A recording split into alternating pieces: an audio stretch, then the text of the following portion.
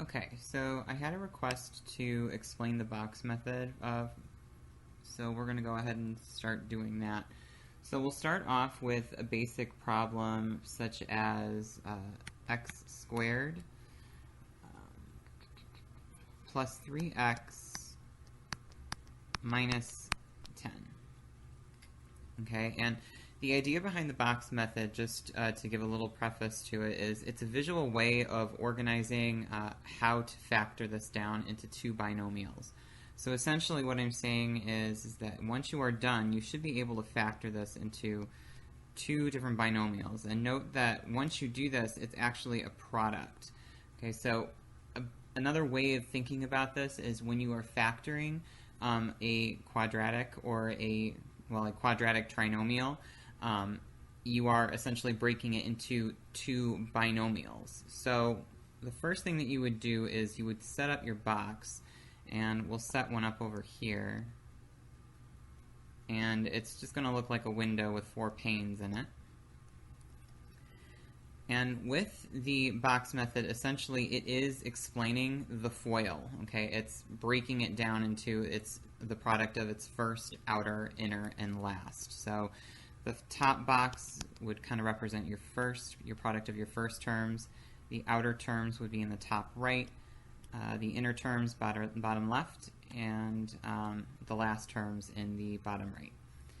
So what actually goes in each, we'll go ahead and try to organize this as best as we can. This x squared term goes in the top left box, and this -10, so the entire negative, so the entire number and the sign in front of it go in this bottom right box. So from here, what you're doing is you're essentially breaking it apart. You're doing a reverse multiplication in a sense. So when you take a look at the x squared, you want to ask yourself, what two values can I multiply together to get x squared? And probably what comes to mind first is x times x. Okay, so these two x's will actually result as the first terms in each of your binomials. From here, we would take a look at that -10.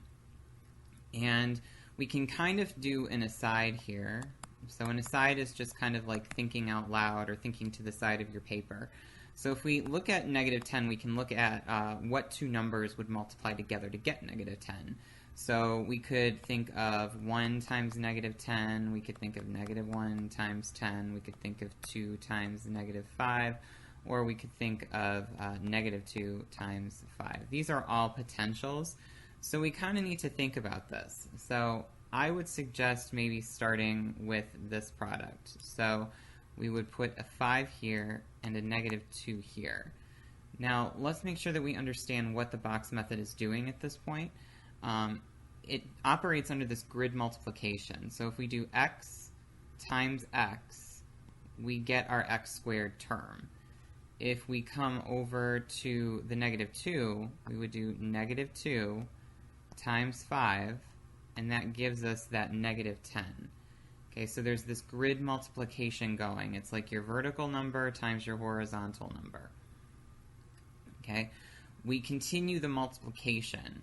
Okay, so in the next one we do -2 times x, and that's going to give us -2 times x. And then we would do x times 5, and that gives us 5 times x. So when you are looking at the box, note that each value that's inhabiting one of those 4 boxes is a product, or it's a result from a multiplication.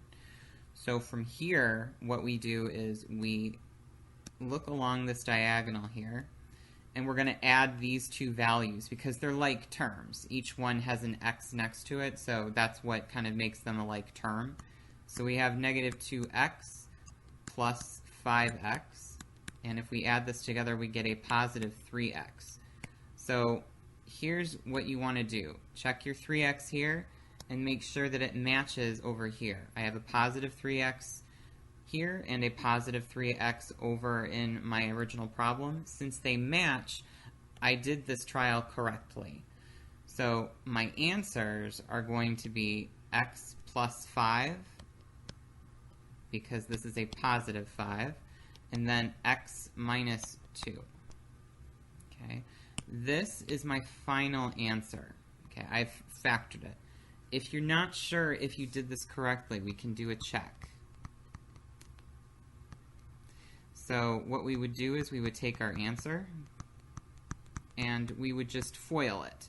So we do x times x, which gives us x squared, x times negative 2, which gives us negative 2x, 5 times x, which gives us positive 5x, and positive 5 times negative 2, which gives us negative 10.